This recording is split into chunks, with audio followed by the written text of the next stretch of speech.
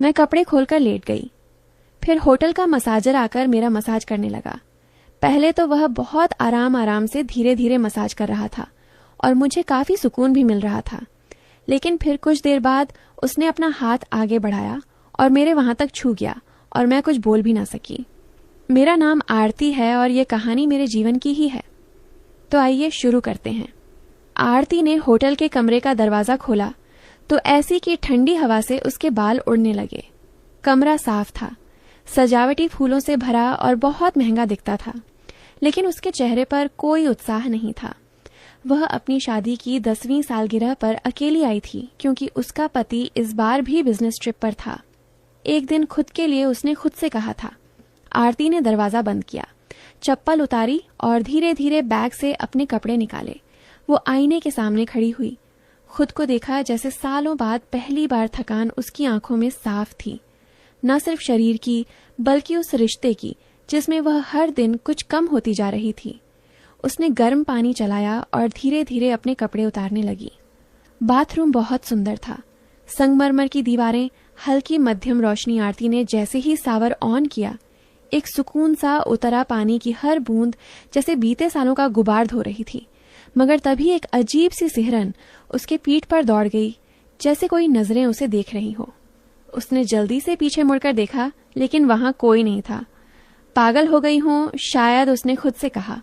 बस थक गई हूं। आरती टॉवल में लिपट बाहर आई और होटल के फोन पर रिसेप्शन को कॉल किया। हेलो, मुझे एक रिलैक्सिंग बॉडी मसाज चाहिए आज ही। श्योर मैम, हमारे पास एक प्रोफेशनल है विजय।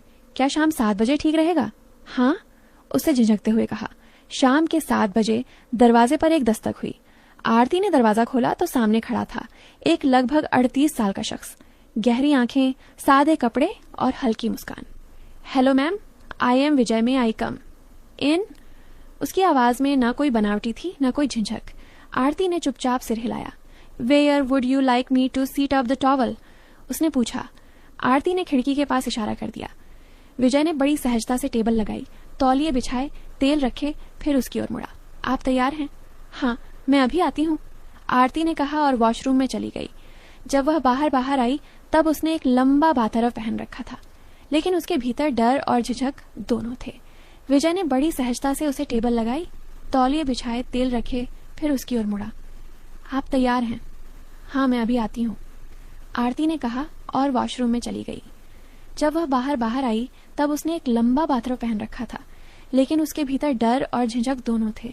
विजय ने बड़ी सहजता से उसे टेबल लगाई, तौलिए बिछाए, तेल रखे, फिर उसकी ओर मुड़ा। आप तैयार हैं? हाँ, मैं अभी आती हूँ, आरती ने कहा और वॉशरूम में चली गई।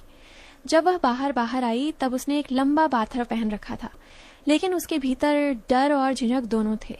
विजय ने बड़ी सहजता से उसे टेबल लगाई, तौलिए बिछाए, तेल रखे, फिर उसकी ओर मुड़ा। आप तैयार हैं? हाँ, मैं अभी आती हूँ, आरती ने कहा और वॉशरूम में चली गई। जब वह बाहर आई तब उसने एक लंबा बाथरव पहन रखा था, लेकिन उसके भीतर डर और झिझक दोनों थे। विजय ने बड़ी सहजता से उसे टेबल लगाई, तौलिए बिछाए, तेल रखे, फिर उसकी ओर मुड़ा। आप तैयार हैं? हाँ, मैं अभी आती हूँ, आरती ने कहा और वॉशरूम में चली गई। जब वह बाहर आई तब उसने एक लंबा बाथरव पहन रखा था, लेकिन उसके भीतर डर और झिझक दोनों थे। विजय ने बड़ी सहजता से उसे टेबल लगाई, तौलिए बिछाए, तेल रखे, फिर उसकी ओर मुड़ा। आप तैयार हैं? हाँ, मैं अभी आती हूँ, आरती ने कहा और वॉशरूम में चली गई। जब वह बाहर आई तब उसने एक लंबा बाथरव पहन रखा था, लेकिन उसके भीतर डर और झिझक दोनों थे। विजय ने बड़ी सहजता से उसे टेबल लगाई, तौलिए बिछाए, तेल रखे, फिर उसकी ओर मुड़ा। आप तैयार हैं? हाँ, मैं अभी आती हूँ, आरती ने कहा और वॉशरूम में चली गई। जब वह बाहर आई तब उसने एक लंबा बाथरव पहन रखा था, लेकिन उसके भीतर डर और झिझक दोनों थे। विजय ने बड़ी सहजता से उसे टेबल लगाई, तौलिए बिछाए, तेल रखे, फिर उसकी ओर मुड़ा। आप तैयार हैं? हाँ, मैं अभी आती हूँ, आरती ने कहा और वॉशरूम में चली गई। जब वह बाहर आई तब उसने एक लंबा बाथरव पहन रखा था, लेकिन उसके भीतर डर और झिझक दोनों थे। विजय ने बड़ी सहजता से उसे टेबल लगाई, तौलिए बिछाए, तेल रखे, फिर उसकी ओर मुड़ा। आप तैयार हैं? हाँ, मैं अभी आती हूँ, आरती ने कहा और वॉशरूम में चली गई। जब वह बाहर आई तब उसने एक लंबा बाथरव पहन रखा था, लेकिन उसके भीतर डर और झिझक दोनों थे। विजय ने बड़ी सहजता से उसे टेबल लगाई, तौलिए बिछाए, तेल रखे, फिर उसकी ओर मुड़ा। आप तैयार हैं? हाँ, मैं अभी आती हूँ, आरती ने कहा और वॉशरूम में चली गई। जब वह बाहर आई तब उसने एक लंबा बाथरव पहन रखा था, लेकिन उसके भीतर डर और झिझक दोनों थे। विजय ने बड़ी सहजता से उसे टेबल लगाई, तौलिए बिछाए, तेल रखे, फिर उसकी ओर मुड़ा। आप तैयार हैं? हाँ, मैं अभी आती हूँ, आरती ने कहा और वॉशरूम में चली गई। जब वह बाहर आई तब उसने एक लंबा बाथरव पहन रखा था, लेकिन उसके भीतर डर और झिझक दोनों थे।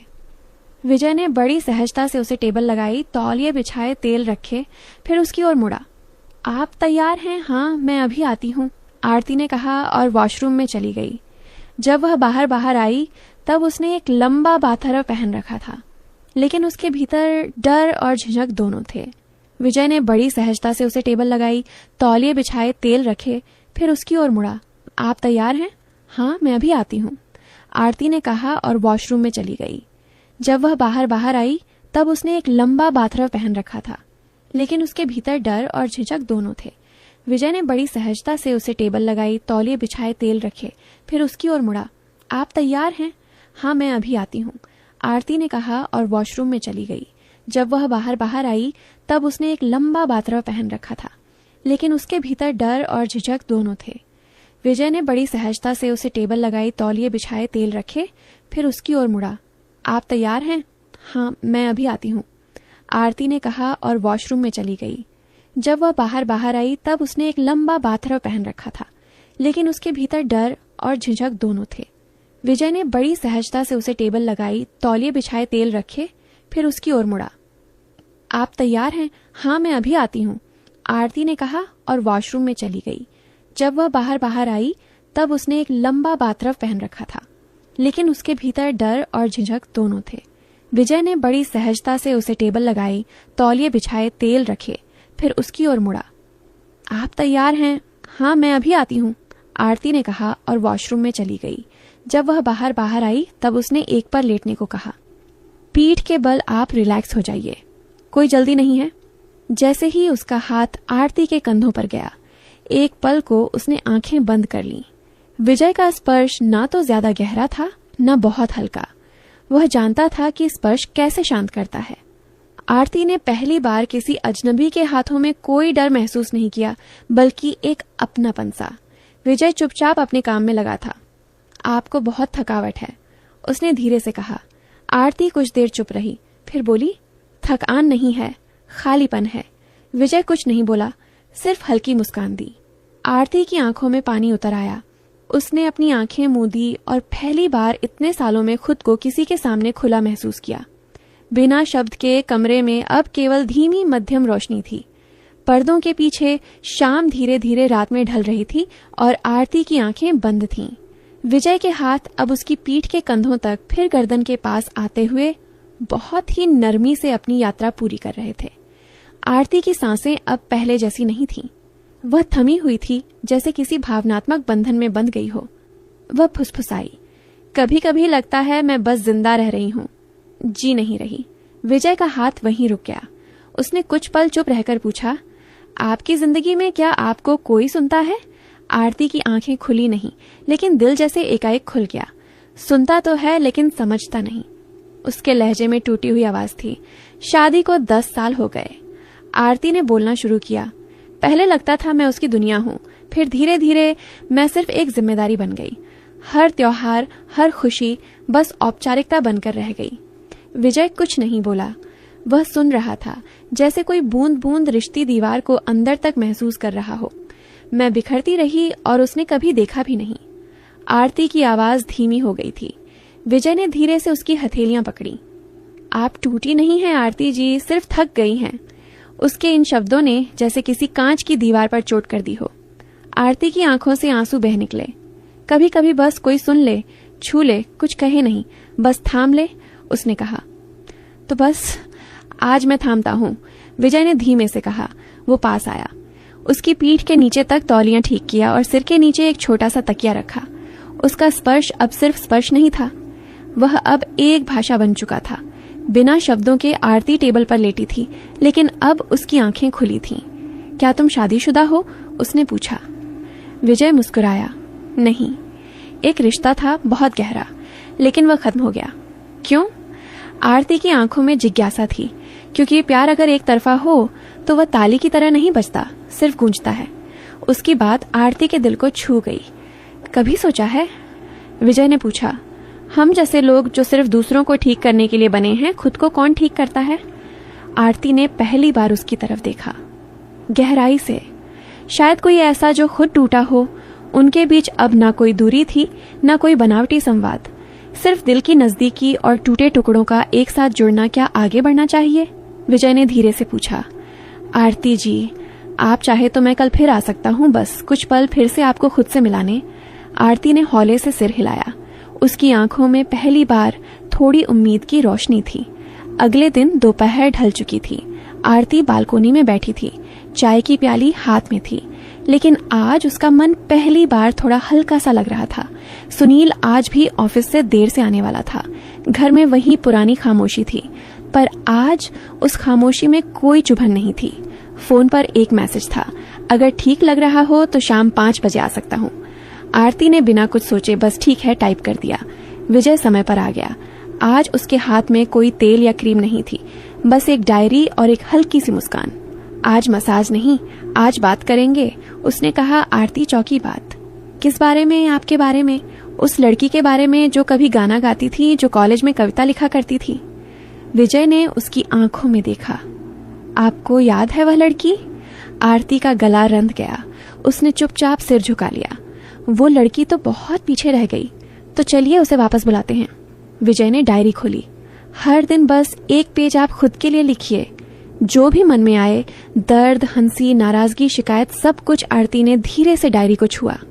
इतने सालों बाद कोई मुझे मेरे ही नाम याद दिला रहा है, क्योंकि आपका नाम आरती है और आरती कभी बूझती नहीं, बस धीमी हो जाती है। विजय ने कहा। मैं नहीं चाहती कि तुम फिर आओ रोज रोज। आरती ने कहा। मुझे अब खुद से लड़ना है और जितना भी। विजय मुस्कुराया।